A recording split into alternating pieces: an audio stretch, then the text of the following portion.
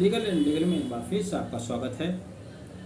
28 सितंबर 2022 से supreme court of India, Bharat का उच्चतम न्यायालय, संविधान को प्रदत्त खास शक्तियां जो कि अनुच्छेद 142 द्वारा दी गई हैं के अंतर्गत इस तथ्य पर विचार करने जा रही है, क्या सुप्रीम कोर्ट द्वारा किसी शादी का विघटन किया जा सकता है।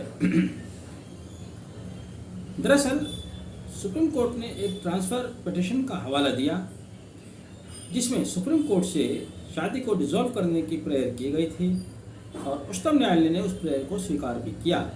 लेकिन वहाँ विषय ये था कि दोनों ही पक्ष तलाक के लिए राजी थे, परंतु क्योंकि बहुत लंबे समय से लिटिगेशन पेंडिंग्स थे और वह इसे जल्दी निपटाना चाहते थे।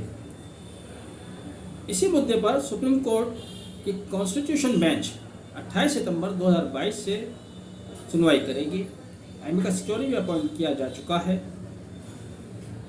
इसमें विशेष बात यह है कि यदि दोनों पक्षकार शादी को डिसॉल्व करने के लिए सहमत हो जाते हैं तब वह हिंदू मैरिज एक्ट के तहत सेक्शन 13 में डाइवोर्स पिटीशन फाइल कर सकते हैं या कोई एक्सप्रेस क्रूरल्टी के आधार पर सेक्शन 13B के तहत डाइवोर्स पिटीशन फाइल करके दूसरे पक्ष से तलाक ले सकता है।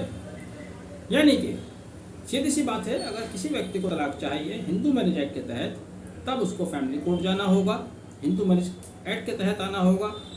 अगर वो मुस्लिम या कोई और पक्षकार हैं तो अपने पर्सनल लॉ के मुताबिक तलाक के लिए पिटीशन फाइल करेंगे, तलाक लेंगे या देंगे, जो भी उनका पर्सनल लॉ कहता है उस पर हम चर्चा नहीं कर रहे हैं। परंतु यहाँ पर सवाल ये है, क्या कोई पार्टी सीधे सुप्रीम कोर्ट आ सकती है और क्या सुप्रीम कोर्ट अनुच्छेद 142 में प्रदत्त एक्स्ट्रा ऑर्डिनरी पावर्स को इस्तेमाल करते हुए किसी व्यक्ति की शादी डिसॉल्व कर सकता है, वो भी तब जबकि एक पक्षकार सहमत है और दूसरा पक्षकार सहमत नहीं है। यदि दोनों पक्षकार सहमत है वहाँ तो कोई दिक्कत नहीं आएगी, वहाँ पर ऐसा किया जा सकता है। दूसरा ये कि क्या ये किसी विशेष मामले में ही होगा या ये सबके लिए इस तरह का आदेश दिया जा सकता है जो भी व्यक्ति आते हैं। यहाँ पर बताना होगा कि आर्टिकल 142 भारतीय संविधान 1950 के तहत सुप्रीम कोर्ट को एक्स्ट्रा ऑर्डिनरी शक्ति प्रदान करता है और यह शक्ति विशेष मामलों में ही इस्तेमाल की जाती है। यानी कि हर मामले में, आम मामले में इस शक्ति को सुप्रीम कोर्ट आमतौर से प्रयोग नहीं करता, विशेष परिस्थितियों में, विशेष केस में प्रयोग करता है। जब संविधान के आर्टिकल 142 की बात छिड़ी है तो इसको भी थोड़ा सा ब्रीफ करना जरूरी है, इसको समझना जरूरी है कि आर्टिकल 142 आखिर कहता क्या है।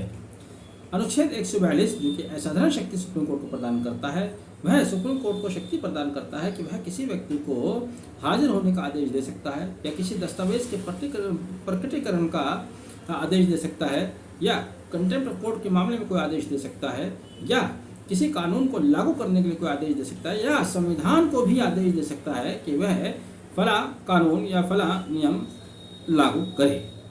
और सुप्रीम कोर्ट द्वारा अनुच्छेद 142 का प्रयोग करते हुए दिया गया इस तरह का आदेश तब तक लागू रहेगा जब तक उस विषय पर कोई कानून नहीं आ जाता। यहाँ पर कुछ उदाहरण से आप समझ सकते हैं, कुछ बहुत ही मशहूर उदाहरण यहाँ दिए जा सकते हैं। जैसे कि जिस समय बाबरी मस्जिद विध्वंस का सुनवाई चल रही थी तब ट्रायल जज सुरेंद्र यादव का कार्यकाल पूरा हो गया था, वो रिटायरिंग एज पर आ गए थे, अवकाश लेने वाले थे। लेकिन सुप्रीम कोर्ट ने उस केस का ट्रायल पूरा उन्हीं के द्वारा करवाने के लिए उनके अवकाश की अवधि को बढ़ा दिया था। यानी कि अवकाश प्राप्त करने के बाद भी उन्होंने उस केस का ट्रायल कंप्लीट किया, उस केस को सुना। यह आदेश सुप्रीम कोर्ट द्वारा अनुच्छेद 142 के शक्तियों को प्रयोग करते हुए दिया गया था। इसी के अलावा आपने राजीव गांधी हत्याकांड में पढ़ा होगा, सुना होगा, उनके एक हत्यारे जिसको सजा हो चुकी थी, दोष सिद्ध था, लेकिन सुप्रीम कोर्ट ने आर्टिकल 142 में दी गई शक्ति को प्रयोग करते हुए दोषित अपराधी की सजा माफ कर दी थी क्योंकि सुप्रीम कोर्ट के पास यह असाधारण शक्ति है। इसी तरह से जब बाबरी मस्जिद राम जन्मभूमि के विवाद पर अंतिम निर्णय आया, बाबरी मस्जिद वाली जगह राम जन्मभूमि ट्रस्ट को दे दी गई। साथ ही सुप्रीम कोर्ट ने उत्तर प्रदेश राज्य को आदेश जारी किया था कि वह मुस्लिम पक्षकारों को 5 एकड़ भूमि अयोध्या में मस्जिद बनाने के लिए दे।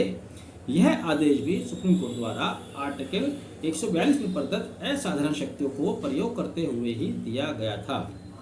इसके अलावा और भी बहुत से महत्वपूर्ण निर्णय आ चुके हैं। अभी कुछ ही दिन पहले का मामला है, उत्तर प्रदेश के एक दलित छात्र थे जो किसी कारण से आईआईटी में अपनी फीस जमा नहीं कर पाए थे, किसी कारण से प्रवेश नहीं ले पाए थे।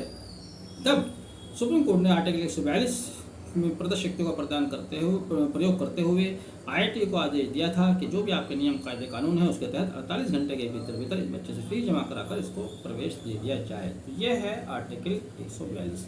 अनुच्छेद 142 उच्चतम न्यायालय को असाधारण शक्ति प्रदान करता है और इन्हीं असाधारण शक्तियों का प्रयोग करते हुए वह अब इस बात पर निर्णय करने जा रहा है, क्या सुप्रीम कोर्ट दो पक्षों के बीच शादी को डिसॉल्व कर सकता है। क्या न्यायालय को शक्ति है कि वो दो पक्षों के बीच शादी को डिसॉल्व कर सकता है, वह भी विशेष रूप से तब जबकि एक पक्षकार राजी नहीं। बहरहाल आपने वीडियो आखिर तक देखा, बहुत बहुत धन्यवाद। दी गई जानकारी अगर आपको पसंद आई है प्लीज़ वीडियो लाइक कीजिएगा, चैनल सब्सक्राइब नहीं किया तो सब्सक्राइब भी कर लीजिएगा और शेयर भी कर लीजिएगा। आपको सिर्फ एक फिंगर को 3 बार 3 जगह टच करना है। Thank you, have a nice day.